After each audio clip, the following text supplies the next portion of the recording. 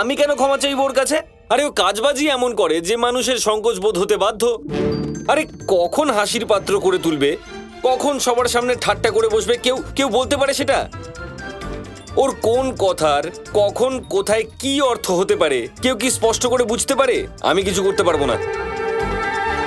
আমার না আপনাদের দুজনের মাঝে আসাই উচিত হয়নি। যাই হোক রাধা, গিয়ে বলে দাও ওই মাখন চোরকে যে আমি লাঙল চালাতে ওই হস্তিনাপুরে চলে না হয় যাব, কিন্তু তার আগে ও আমার কাছে নিশ্চয়ই মার খাবে।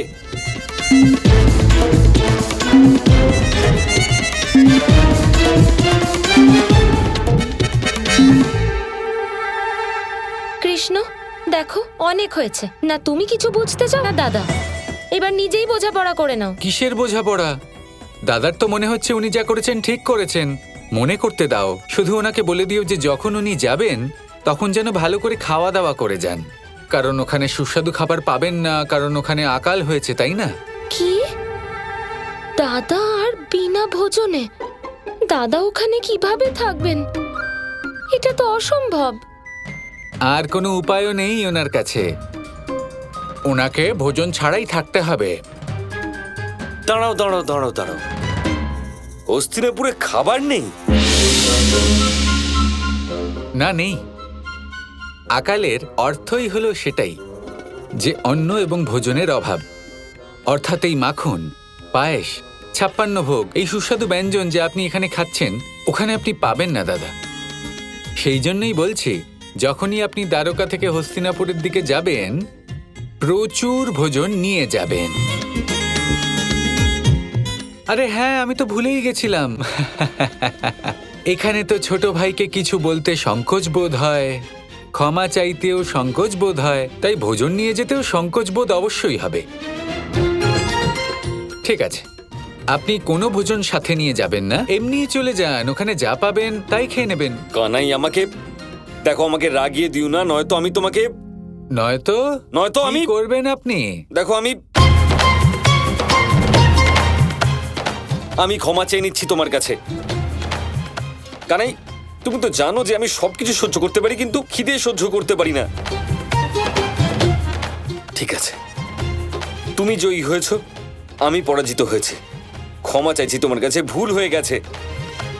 এরপর থেকে নিজের মনের প্রত্যেকটা কথা আগে আমি তোমাকে এসে জানাবো। কিন্তু এটা কি করলে তুমি? এবার ওরা নিয়ে যাবে আমাকে হস্তিনাপুর ওদের সাথে, যেখানে আমি খাবার পাবো না।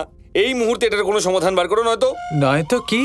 আমি যদি হস্তিনাপুর চলে যাই তাহলে তোমাকে পিটিয়ে তারপর যাব।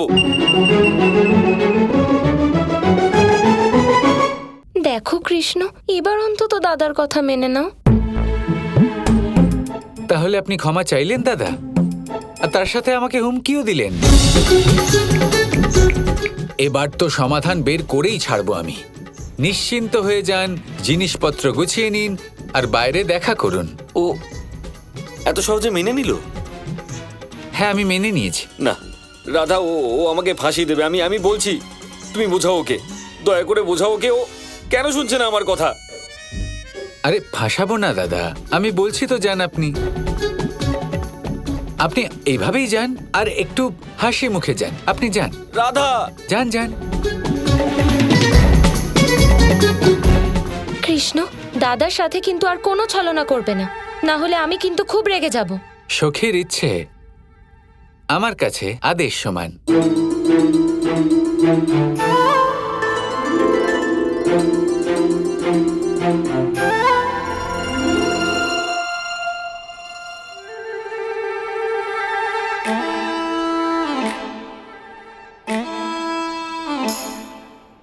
বাবা, আপনি কত দেরি করে ফেললেন।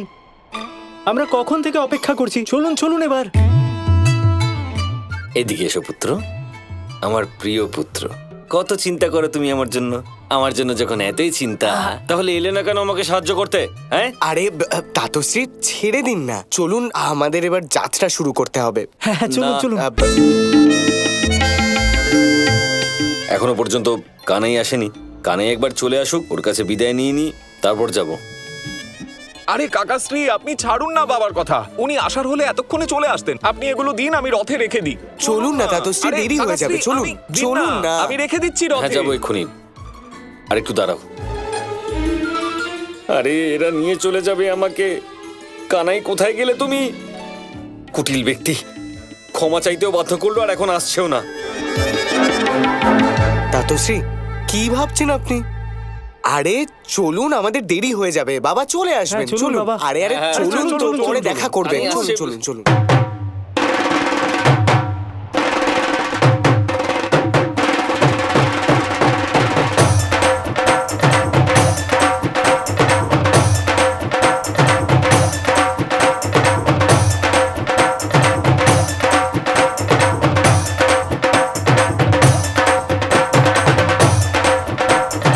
এসব কি হচ্ছে?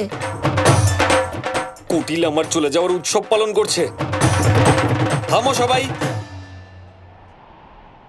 কেন নাচছো তোমরা সবাই? কি হয়েছে এমন?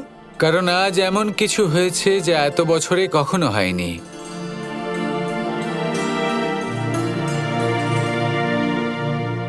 মা যশোদা পত্র পাঠিয়েছেন।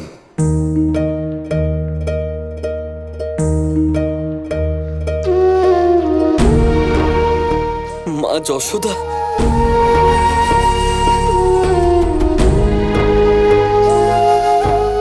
যশোদা মা সংবাদ পাঠিয়েছেন?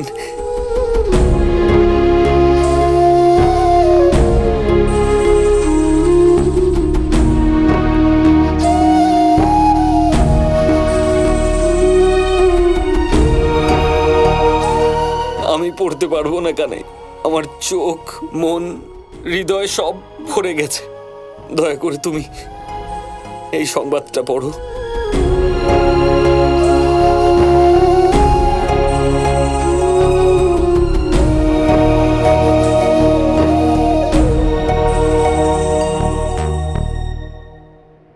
আমার পুত্ররা কানাই এবং বলরামকে মাতার আদর এবং আশীর্বাদ।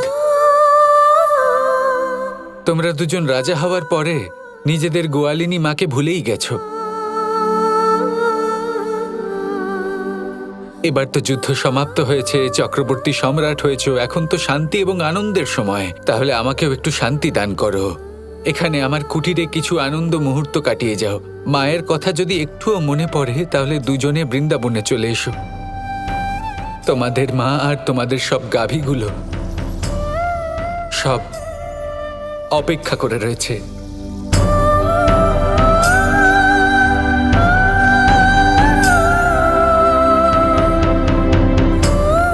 কি ভাগ্য আমার! আমাকে যশোদা মা সংবাদ পাঠিয়েছেন, আমাদের ডেকে পাঠিয়েছেন, কিন্তু আমি যেতে পারবো না।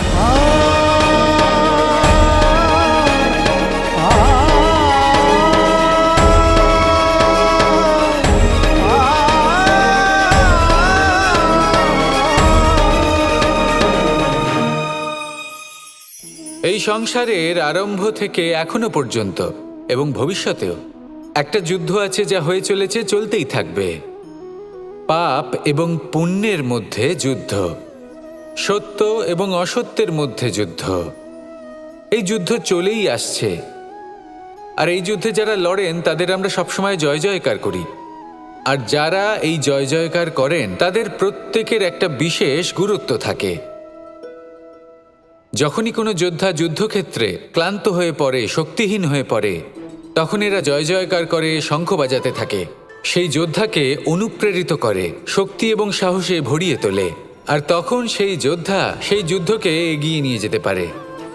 যখন শ্রীরাম লঙ্কা যাত্রা করার জন্য সেতু তৈরি করছিলেন, তখন একটা ছোট্ট মিষ্টি কাঠবিড়ালি নিজের মুখে মাটির টুকরো বয়ে নিয়ে গিয়ে তার সাধ্যমতো তাকে সাহায্য করছিল।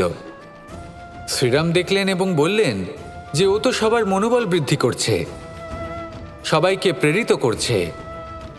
ও বলল যে আমি এত ছোট হয়েও যদি এই কাজ করতে পারি তাহলে আপনারা সবাই কেন পারবেন না? এটাই হলো সেই সকলের মাহাত্ম্য, যারা জয় জয়কার করেন, অনুপ্রেরিত করেন, সাহস যোগান। ওনারা সেই ব্যক্তি যারা একজন যোদ্ধার মধ্যে যুদ্ধকে জয় করার শক্তি প্রদান করেন। আসুন আমার সাথে ভালোবেসে বলুন, রাধা রাধা।